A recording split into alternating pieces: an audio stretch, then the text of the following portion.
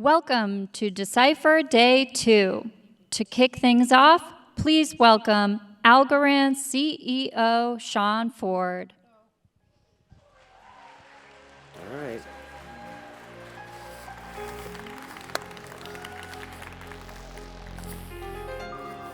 Welcome to day 2. Welcome to day 2.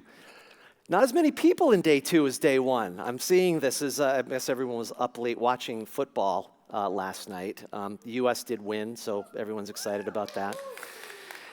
So I'm thrilled to be up here. After seeing the sessions yesterday and hearing Stacy talk about the ecosystem and all the progress that had been made, and hearing Paul and John talk about the product roadmap and all the things that are going to be coming along for the community and for the protocol, and then hearing Silvio's talk, I sort of was left saying, thank you. I was left saying, what am I going to talk about? And so at the end of the day, I thought, well, let's take a little bit of a different tack here. I know we started yesterday and people were talking a bit about what's been going on in the market and the way that we might want to think about processing it together as a community and how it affects Algorand, if at all.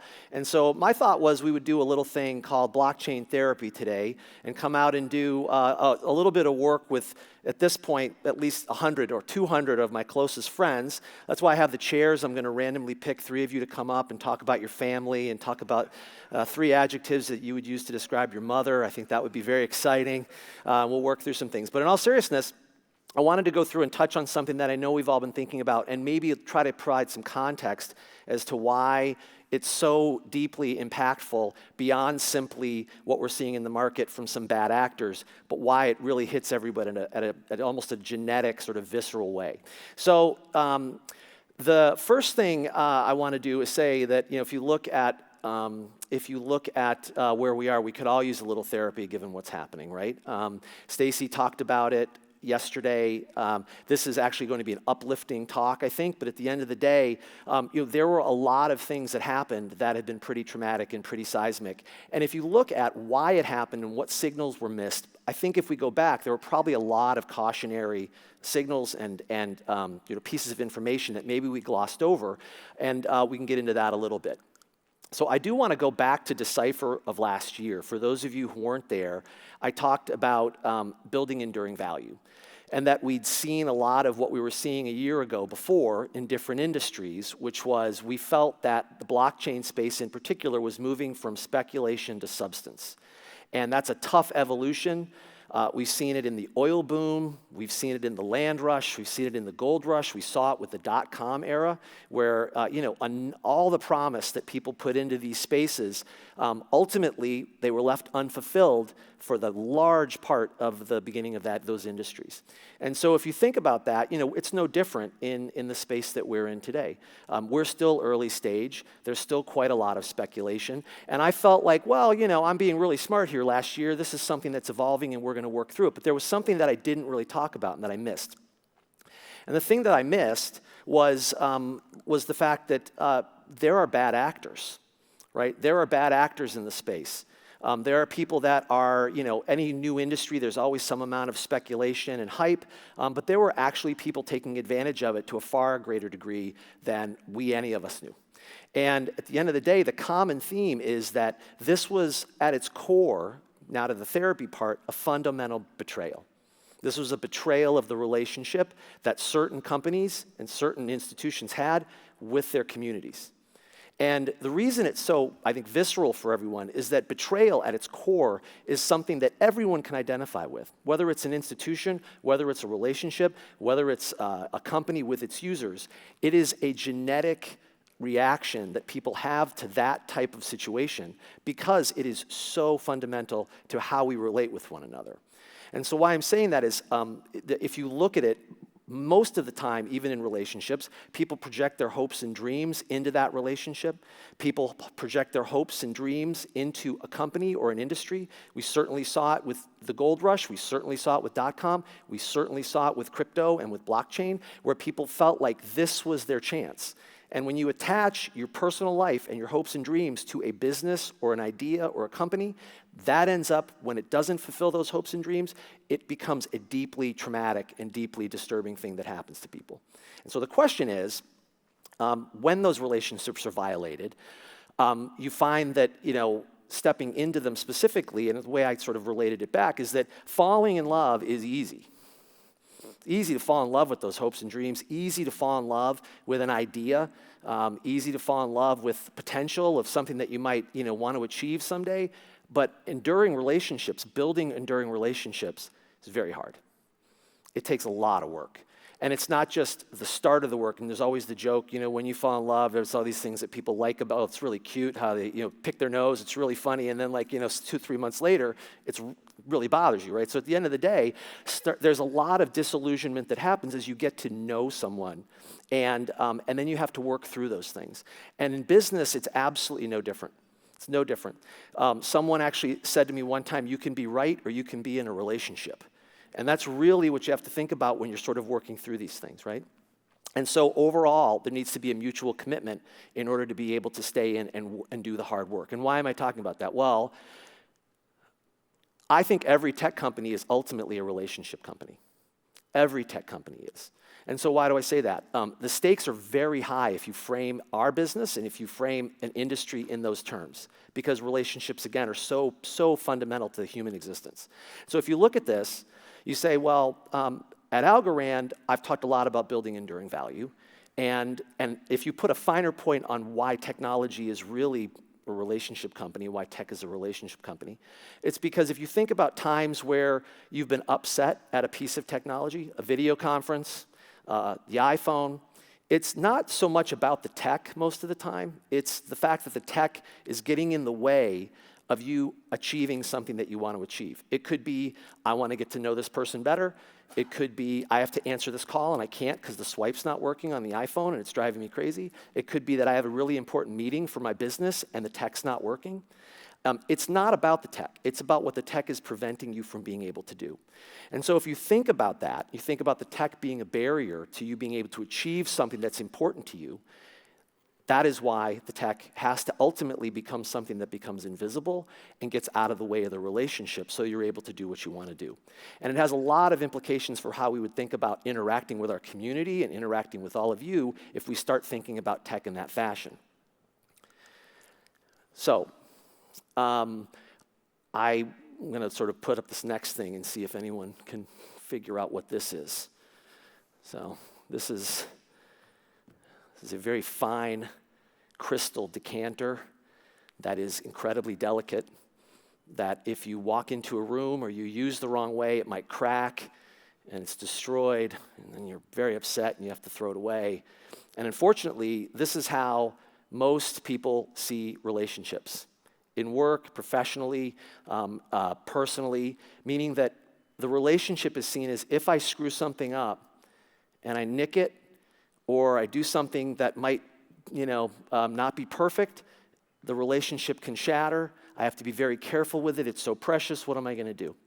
And in this particular case, you see this very pristine, delicate piece of art that you have to be careful with. This is a fantasy. This is what actually a real relationship is, right? This is a big, large plastic coffee mug, right? That is something that you might get for free when you buy an extra large beverage of your choice that you can actually take, and if you get sick of it, throw it out the car window at 50, 100 miles an hour and it bounces around on the road, and then you go, wait a minute, I might want that mug back, and you can drive back and pick that mug back up and it's still there for you. And you can still use it, right? The characteristics that you would see here with this, if you look at it, the clicker's not working, right? Is a few different things, right? If you look at these are the characteristics that you would probably highlight as part of an enduring relationship, and these are the types of characteristics that you would want to highlight as a tech company working with the community, right? So a few different things that you'd look at. Imperfect, right? Really enduring relationships are not perfect. They have lots of scars, lots of bumps, lots of scrapes, and you go on and you move on. And honoring that perfection is what actually makes them stronger. If you look at other things like authentic but flexible, right? The mug, if you're using the example for the last one, the imperfect, lots of scrapes on the mug, that's what happens. If you look at what happens with authentic and flexible, right? The mug's not a shovel, it's a mug, right? You might be able to use it for different things, like you could put flowers in it and do things like that, but ultimately it is what it is. It knows what it is, and in this case, a good relationship is also something that has to be authentic, has to be honest about what's perfect, what's not, what's working, what's not, and has to be flexible enough to evolve. Pragmatically optimistic is one that if you look again at the mug's always happy. It's family fun time at the fair. I mean, that's very exciting. It's always happy about that. If any of you have ever been to a fair, they consistently underwhelm. If you want to really know the truth, you go and you think it's going to be fun, and then you end up getting cotton candy and it's sticky, and then the rides aren't that great. But the mug's happy, right? The mug's saying this is fun at the family fair. A good relationship is the same way. If you're not going to be optimistic, pragmatically so, why are you in the relationship? And the reason it ties to a business in terms of where we are is that we don't know in this market, and what we're in right now, how it is actually going to turn out. We don't know. But we have the choice right now to choose to be optimistic. Not blindly so. We also have the choice to be pessimistic. But since we don't know that outcome, if you're going to be in the relationship and you want it to endure, there needs to be a constant hum of pragmatic optimism. Why not choose? Why not look for the positive? Why not find the positive? And then trustworthy, again, if you look at the mug as a guide, the mug has a hole in it, you're going to know right away. It's going to be transparent, right? If there's something broken, you're going to know. And in a relationship, there has to be the same thing. There has to be the transparency that needs to exist for people to be able to trust that if there is something going on, you are going to know about it, you are going to be able to talk about it. Same thing for good businesses. And if you look at these characteristics and you look at companies like Algorand, we've done a pretty good job across the board of trying to adhere to these characteristics, right? If you look at the first thing, imperfect, well, we know we're not perfect. We know that. There are things that we would do differently. There's things that we would try to do better. If you look at being authentic but flexible, we have tried to consistently be out and explain what we're going to be doing with our roadmap, talk about the challenges that we have, adapt and adjust based on market conditions, pursue different opportunities, hopefully in the interest of the ecosystem, but not perfectly, as I said before. If you look at pragmatic optimism, I would say, and I'll talk about this in a minute, I am incredibly bullish on Algorand and the way we've gone about doing business from the beginning. We have done it the right way. And again, I said this publicly at one point, we would get knocked for not buying into the big hype pump marketing, right? And there was always comparisons made with other projects, and one of them is in some trouble right now. And the number of times I have heard that name, which I'm not going to say up here, I can't even count. But at the end of the day, one of the things that I think I said this as well, is we're just a boring, nerdy tech company that focuses on the work. And I think Silvio made that point nicely yesterday. And trustworthy, transparent, that's one of the things we talk about on an ongoing basis. Public, permissionless, transparent. How does Algorand fulfill that? And again, nothing is perfect, but the intent is to try to do the best we can to be transparent about what we're doing and what's happening within our business and our ecosystem.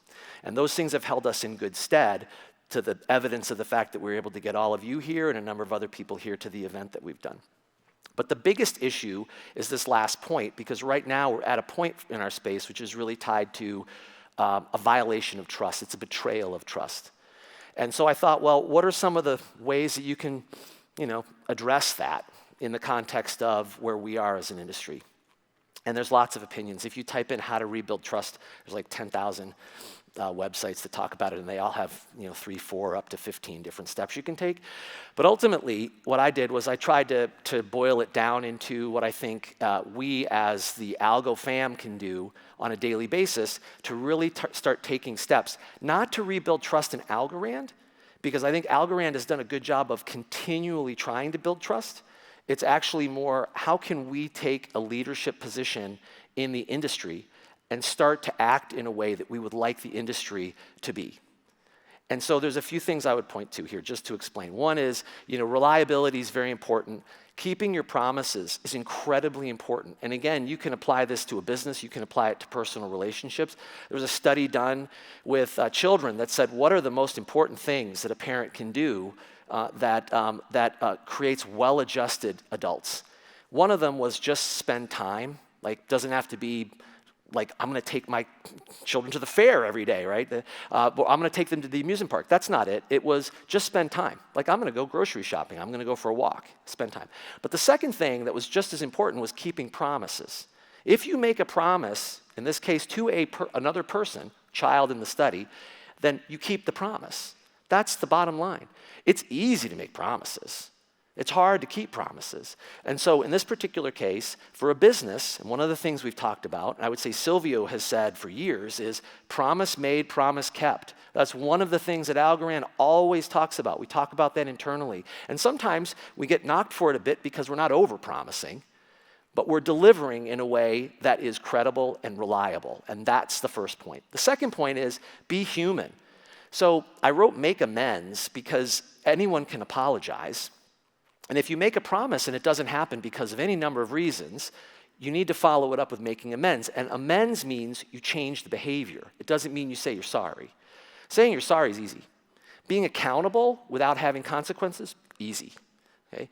Making amends means you're committing to change whatever you did before to allow you to be better next time. And so, again, if a promise is broken because of either, something happens, something comes up, you can't quite do it, you have to follow up and make the amends and be accountable in a way that says, I'm going to change the behavior. The third thing is being inclusive. And so this one is really about this tribalism component in blockchain that really started where everyone thought, I win, you lose, you win, I lose.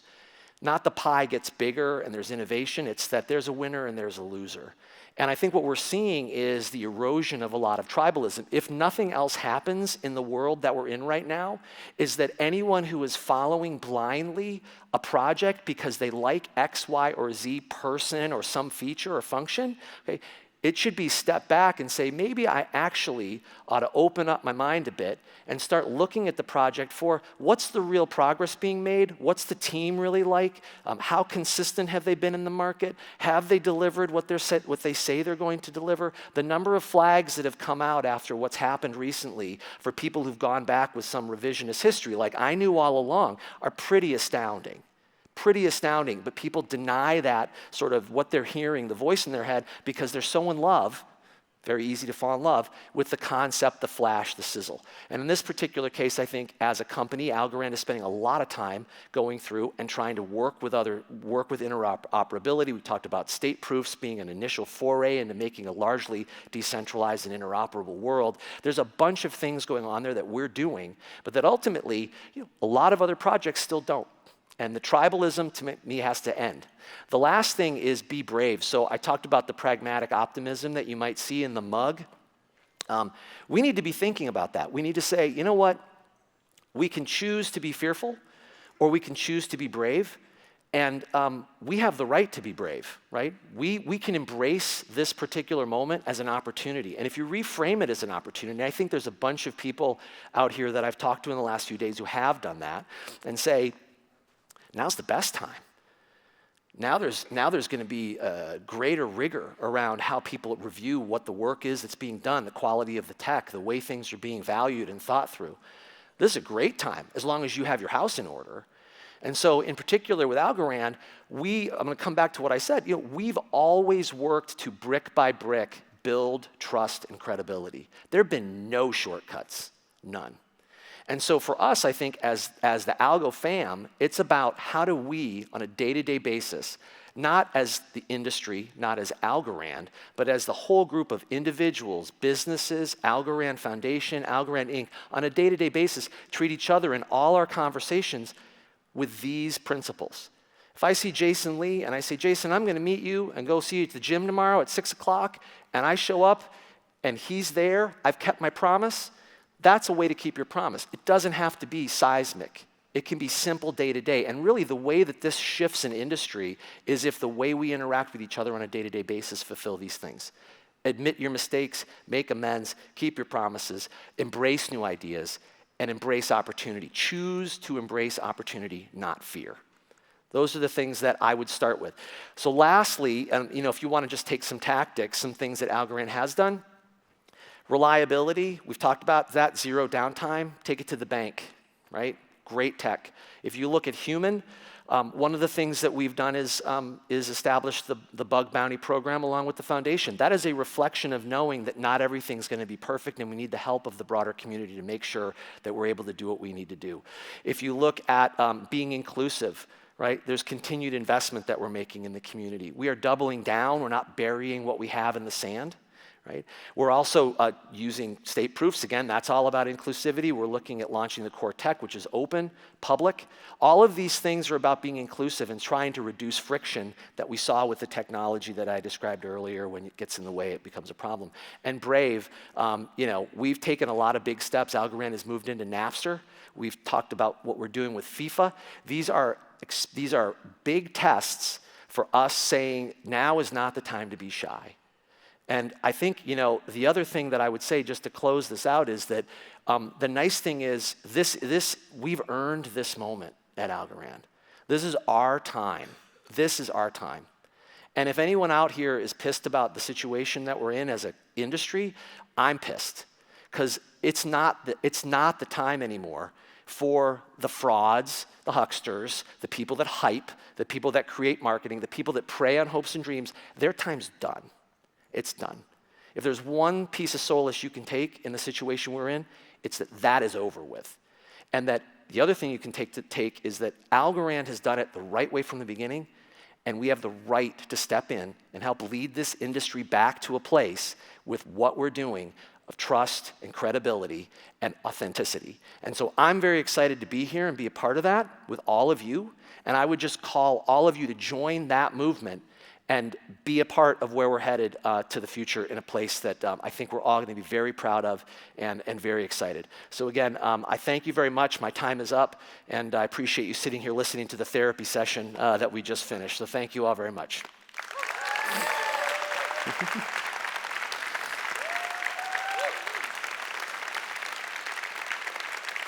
Thank you, thank you. Thank you. Thank you. Thank you. Now I have the pleasure of introducing the reason you're probably all really here, which is the cryptography panel. And so the people that are coming on stage, actually, it's a great group. We have Hugo Krawczyk, who's the research, he's with the research team at the foundation. Chris Pikert, Algorand Inc.'s head of cryptography. John Woods, the CTO of the foundation. And Ann Kenyon, who is with the Inc., is going to be moderating, and she's a senior technical product manager at Algorand Inc. So I would ask you all to welcome this esteemed group to the stage. And again, thank you so much for your time.